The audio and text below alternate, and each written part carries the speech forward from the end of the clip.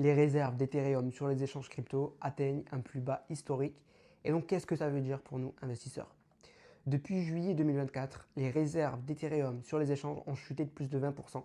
Donc, c'est un niveau qui n'avait pas été vu depuis 2016. Et en fait, pourquoi ça arrive? Parce que, premièrement, de plus en plus de gens préfèrent garder leurs Ethereum sur un portefeuille privé comme un Ledger. Il y a aussi beaucoup qui en bloquent pour faire du stacking et générer des revenus, donc des dividendes crypto. Et il y a aussi des investisseurs institutionnels qui achètent massivement et transfèrent leurs cryptos hors plateforme. À côté de ça, il y a aussi les ETF Ethereum qui absorbent une partie de l'offre disponible. Et donc, moins d'Ethereum disponible sur les échanges égale moins de pression vendeuse. Donc, plutôt bon signe en fait pour le prix à long terme. Mais il y a aussi moins de liquidité.